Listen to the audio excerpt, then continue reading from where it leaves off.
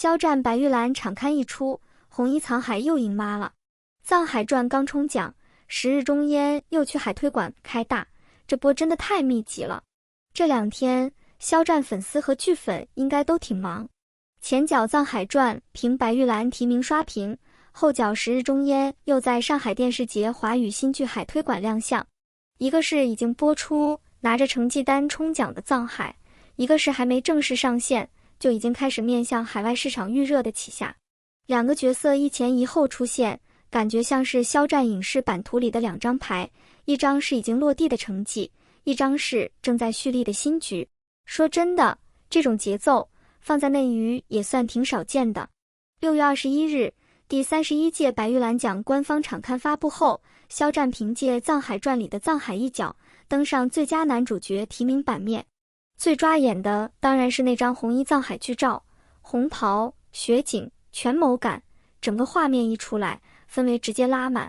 网友说中式权谋美学有脸了，这句话虽然有点粉丝是激动，但也不算夸张。因为那张图确实不是普通的帅照，它有角色，有故事，也有一股蛰伏多年终于入局的劲儿。更关键的是，这次不是单纯靠造型出圈，肖战这次登上场刊，是因为《藏海传》入围白玉兰最佳男主角，他和白宇、郭京飞、胡歌、于和伟一起进入最终提名名单。这个阵容一看就知道，含金量不低，不是随便凑热闹，也不是粉圈自嗨，而是真正站进了主流电视剧奖项的视野里。先说最直观的一点，《藏海传》这次一共拿到6项提名，包括最佳中国电视剧、最佳导演、最佳男主角、最佳男配角、最佳摄影、最佳美术。也就是说，这部剧不是只提了演员，而是从剧集整体、导演、表演到制作技术都有被看见。对于一部古装权谋剧来说，这个信号挺明确，它不是只靠热度撑场面，至少在行业评价体系里，它有被认真讨论的资格。这也是为什么场刊一出，很多网友的第一反应不是挖肖战好帅，而是肖战终于用作品说话了。这句话听起来简单，其实挺重。肖战这些年身上的标签一直不少，流量、顶流、粉丝盘、商业价值、海外人气，每一个都足够热闹，也足够容易被争议围住。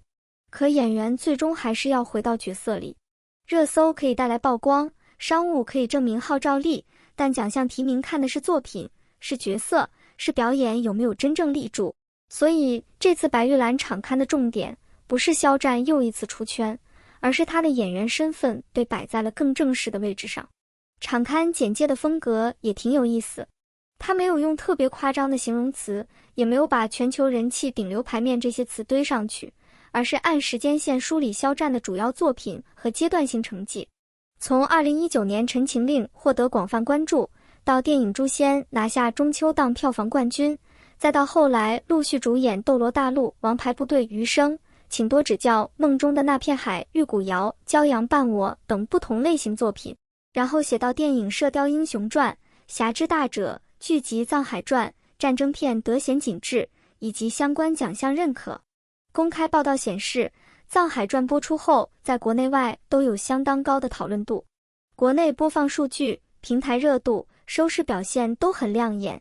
海外方面，它通过相关平台覆盖多个国家和地区，并在 IMDB 拿到 9.5 分的高分。至于这些数据具体如何排名，能不能成为历史第一，不同平台和口径可能会有差异，但可以确定的是，《藏海传》确实不是只在国内热闹，它的海外反馈也被看见了，这就很关键。以前很多古装剧出海，靠的是服化道奇观、武侠滤镜或者东方奇情，但《藏海传》更特别的地方在于，它不是简单展示古风很美，而是把中式权谋、美术设计、非遗元素、人物命运和家国叙事揉在了一起。藏海这个角色也不是传统意义上的爽文男主，他身上有隐忍，有复仇，有算计，也有不断被撕扯的情感底色。红衣藏海为什么能在场刊里这么抓人？因为这个造型不是孤立的，红色本身很强烈，落在雪景里就更有冲击力。一边是冷白的雪，一边是浓烈的红，视觉上就是他来了，他带着故事来了。再配上藏海这个角色的命运感，那种走到这一步不容易的感觉自然就出来了。网友说朱砂红袍衬漫天落雪，眉眼间藏着隐忍与锋芒，这话听着很会写，但他确实抓到了角色气质。沧海不是那种一出场就大杀四方的角色，他更像是在棋局里一点点往前挪的人，表面冷静，心里翻涌，外面是规矩，里面是风暴。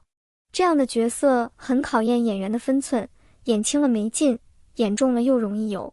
肖战这次的处理，至少从观众反馈来看，是让很多人认可的。还有一点不能忽略，原声台词。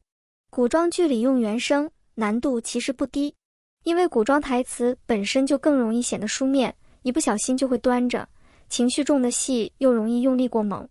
但《藏海传》播出期间，肖战的原声台词被不少观众反复讨论，尤其一些高光片段在社交平台传播很广。你可以不一定喜欢他的表演风格，但能看到他确实在往演员专业度上补课，而且补的不是一两天的临时作业。这也是这次白玉兰提名最值得聊的地方。肖战不是一出道就被所有人当演技派看待的演员，他从偶像赛道进入大众视野，又在高热度与高争议里一路往前走。对他来说，想让更多人承认演员身份，最有效的方式不是解释，而是拿出一个又一个角色。解释容易被当成营销，作品才是最终证据。从梦中的那片海到骄阳伴我，再到藏海传，能明显看到他的选角路径在变化，不是只停留在单一舒适区，也不是一直重复最容易圈粉的类型。他在现代剧、年代剧、古装剧、电影项目之间来回切换，风险其实不小，因为每换一个类型，就意味着要接受一轮新的审视。演得好是突破，演不好就是又翻车，但演员要往前走，偏偏就得过这一关。这一次藏海传给了他一个比较硬的回答。当然，白玉兰提名不等于获奖，这一点也要说清楚。入围只是进入最终竞逐，不是提前开奖。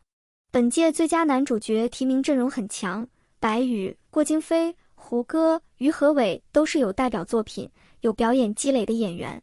肖战站在这个名单里，本身就是一次主流奖项体系内的亮相。至于最终结果如何，还要等颁奖礼揭晓。但对肖战来说，这次提名已经有意义，因为他证明《藏海传》不是只在粉圈内部热，也不是只靠流量推上去，至少在行业奖项层面，他有被评审看见。对于一个曾经被流量标签牢牢绑住的演员来说，这一步很重要。更妙的是，就在《藏海传》白玉兰场刊引发讨论的同一天，肖战的另一部待播剧《十日终焉》也在上海电视节华语新剧海推馆亮相。这波真的有点前一个角色冲奖，后一个角色开新地图的意思。《十日终焉》改编自高人气无限流悬疑 IP， 肖战在剧中饰演男主旗下，这个角色和藏海完全不是一个路子。藏海是古装权谋里的隐忍棋手，旗下则是无限流世界里的高智博弈者，一个在朝堂风雪里步步为营，一个在中焉之地里拆局破局。听起来都是下棋，但棋盘完全不同。这次《十日终焉》在华语新剧海推馆的呈现方式也很直接，剧服单人海报，主推旗下，现场还是出了概念预告。预告里那句我叫旗下，我要开始说谎了一出来，粉丝直接坐不住了。这句台词为什么有效？因为它很像角色宣言，不是我要拯救世界，也不是我要找出真相，而是我要开始说谎了。一句话把旗下这个人的危险感、智性和不确定性全带出来了。你不知道他说的是谎，还是谎里藏真；你不知道他是在骗人，还是在救人；你也不知道他到底是局中人，还是早就开始布局的人。这就很适合肖战目前的表演转型。旗下这个角色，如果演得太正，就少了骗子的复杂；如果演得太疯，又容易失去高质感。他需要演员在冷静、破碎、算计、温情之间来回切换。粉丝说高质疯批，虽然是网络化总结，但方向没错。旗下不是普通悬疑剧男主，他的吸引力恰恰来自危险和理性并存。而《十日终焉》这次提前亮相海推馆，也说明剧方对这个项目的海外潜力是有期待的。华语新剧海推广本身就是面向海外采购商、行业媒体和国际市场的推介窗口。换句话说，这不是单纯给粉丝拍照打卡的展区，而是把剧集拿到更大的交易和传播场景里展示。待播剧还没播，就已经进入海外推介环节，这背后看重的当然不只是 IP 本身，也包括主演的国际识别度。肖战在海外确实有一定粉丝基础，这点不用回避。过去他的多部作品在海外平台上线，也形成过不少讨论。从《陈情令》到后来的剧集、电影，他的名字在海外华语内容受众里并不陌生。现在时日中烟选择在海推馆以巨幅单人海报亮相，本质上就是把演员号召力和类型剧出海放在一起打包展示。这对国产无限流题材来说也算一次试水。无限流不是新概念，但真正做成大体量剧集，并且希望面向海外市场传播，并不容易。因为这类题材既要讲规则，又要讲人物，既要有强设定，又不能让观众被设定绕晕。更难的是，它需要建立一个足够有吸引力的世界观，观众要相信这个困局，才会关心角色怎么活下去。时日中烟的优势在于，它有原著基础，也有类型辨识度。时日轮回、生肖游戏、中烟之地、谎言与博弈，这些元素天然适合做悬疑营销。只要改编节奏稳，视觉风格立住，人物关系有张力，它的传播点会很明显。当然，期待归期待，成片质量才是关键。但话说回来，时日中烟目前这波亮相，至少把声量打出来了。尤其全是旗下的海报布局，对粉丝来说就是3个字：牌面足。大男主剧最怕什么？最怕宣传模糊，重点不清，人物不立。现在海推馆直接把旗下推到视觉中心，等于提前告诉市场，这个故事的核心就是他。肖战作为主演要扛戏，角色也要扛叙事。从藏海到旗下，肖战现在面对的是2种完全不同的考题。藏海考的是古装权谋里的沉稳和层次，旗下考的是现代悬疑无限流里的脑力感和风劲。前者需要压得住，后者需要放得开。一个要让观众看到隐忍，一个要让观众看到危险。如果说《藏海传》让肖战在奖项层面获得了一次正式认可，那《时日中烟》就是他下一阶段能不能继续打开类型边界的重要作品。这也是为什么这2件事放在一起看，会觉得很有意思。白玉兰场刊代表的是已经完成的答卷，剧播了，数据出来了，提名来了，角色被放进奖项讨论里。时日中烟海推馆代表的是下一张考卷，剧还没播，但市场已经开始看，观众已经开始等，海外推介也已经启动。一个是成绩单，一个是预告函。对肖战本人来说，这种密集节点其实也挺考验心态，因为关注越高，期待越大，质疑也越多。粉丝会希望他一路高歌，路人会等着看结果，黑粉也不会放过任何一个细节。流量演员往演员路线上走，最难的从来不是有没有人看，而是能不能让更多人愿意认真看。肖战现在要做的依然是回到作品里。白玉兰提名可以带来荣誉感，但不能替代表演本身。海推馆巨幅海报可以带来牌面，但也不能提前保证剧集成功。真正能让热度沉淀下来的还是角色。藏海已经交出一份不错的答卷，旗下则还在等待开卷。不过从目前的趋势看，肖战的路线确实越来越清晰。他不再只是靠单一热度维持曝光，而是在用不同项目搭建演员履历。藏海传负责冲奖和证明厚度，时日中烟负责类型突破和市场想象，电影项目则继续拓宽大荧幕维度。你可以说这是一套很标准的演员上升路径，也可以说这是流量转型最难但最有效的打法，少说话，多交作品。娱乐圈最现实的一点是，观众会变，平台会变，风口也会变。今天流行这个类型，明天可能又换一个风向。可是作品留下来的时间更长，一个演员真正能穿过争议和周期的，也只能是角色。这次白玉兰场刊之所以让很多人感慨，就是因为他把肖战这些年的作品脉络摆到了一起。回头看，他从2019年被更多观众认识，到如今凭《藏海传》入围白玉兰最佳男主角，中间并不是一条完全顺风顺水的路，有高光，也有争议，有掌声，也有质疑，有爆红之后的压力，也有转型过程中的试错。但他确实没有停在原地，这点很重要。很多艺人爆红之后，最容易陷入路径依赖，什么角色火了，就一直演相似的，什么人设吃香，就一直重复那套。但肖战这几年虽然仍然保持高曝光，却没有只待在最舒适的区域。从军旅题材到都市情感，从年代青春到古装权谋，再到无限流悬疑，他一直在换赛道。哪怕每一次都会被放大审视，也还是继续往前走。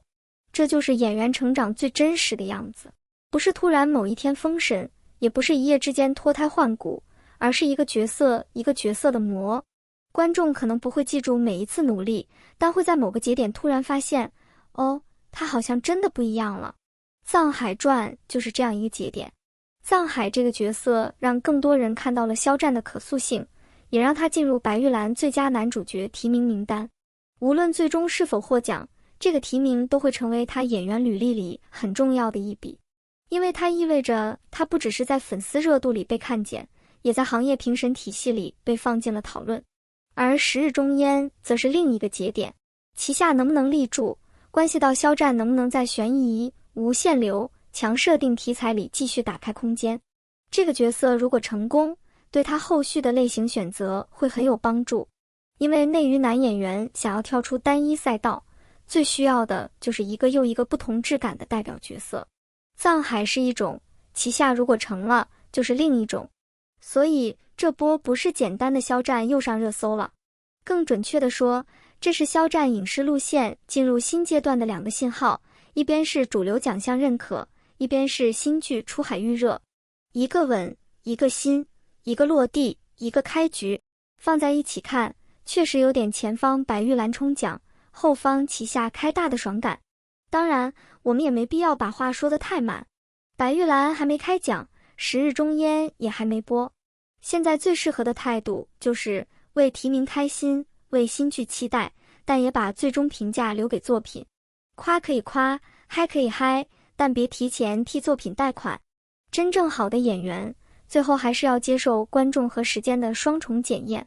不过有一说一，肖战这次的确站在了一个很有看点的位置上。34岁的他，身高184厘米，外形条件一直是优势，但走到今天，只靠外形显然不够了。能让白玉兰场刊认真写进履历的是作品，能让新剧在海推馆被重点推介的也是作品。